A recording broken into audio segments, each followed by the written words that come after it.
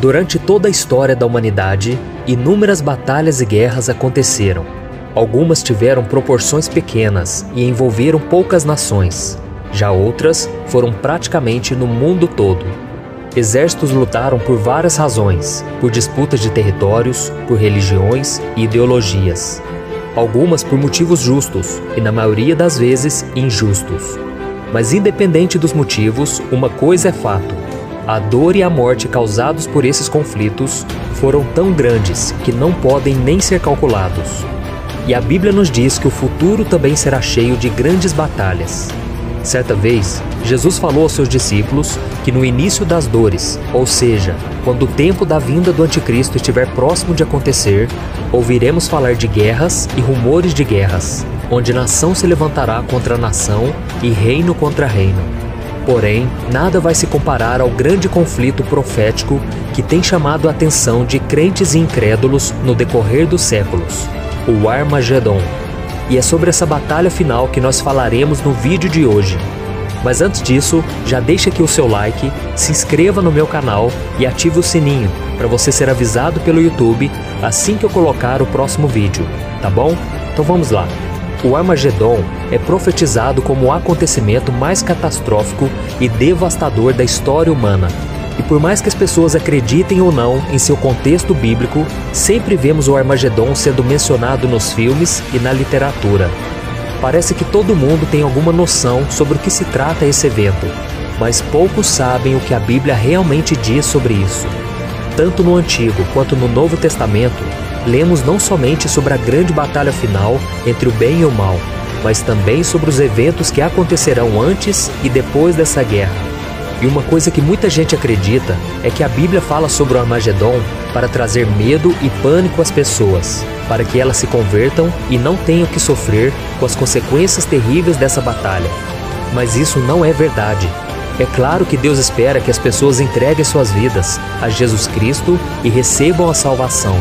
Mas as Escrituras narram esse acontecimento para mostrar o quanto Deus está no controle de tudo, além de nos mostrar que os seus planos não podem ser frustrados.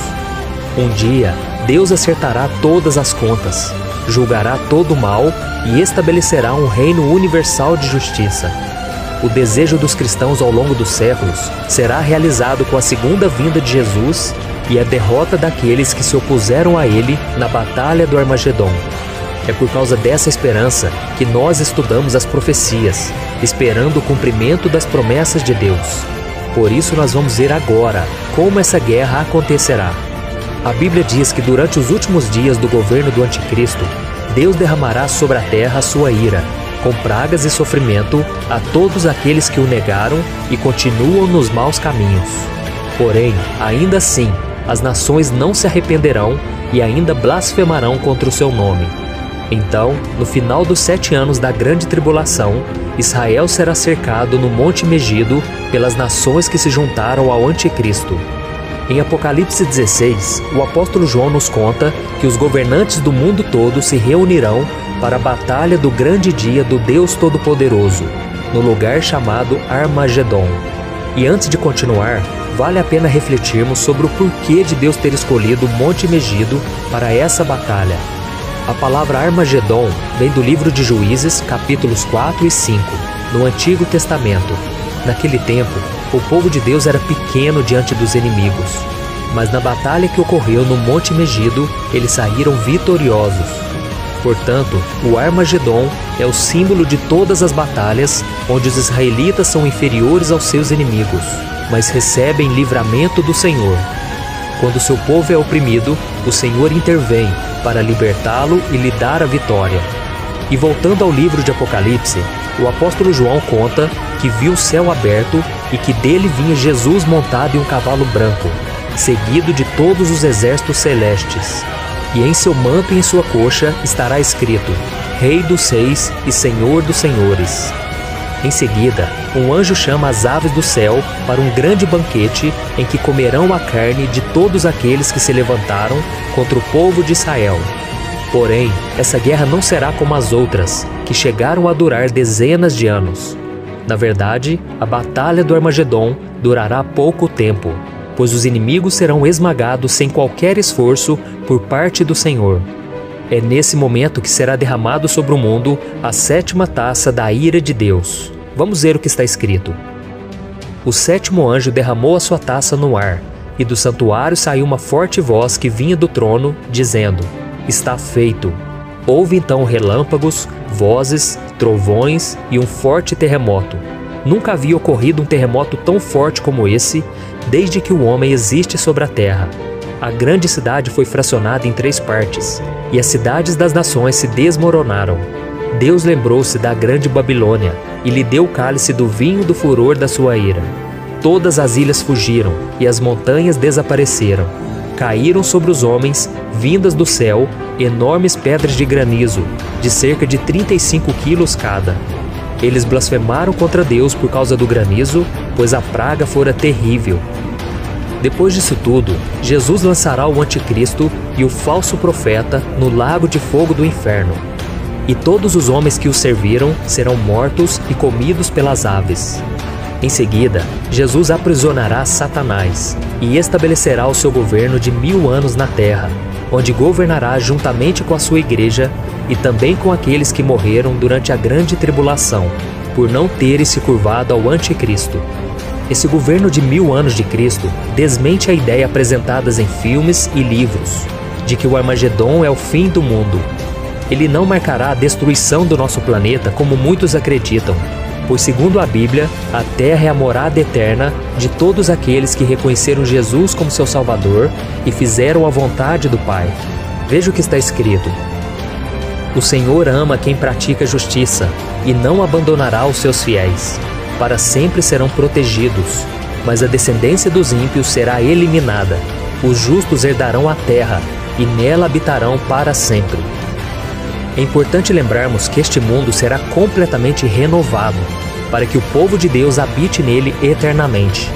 O apóstolo João viu um novo céu e uma nova terra, pois o primeiro céu e a primeira terra tinham passado, e o mar já não existia.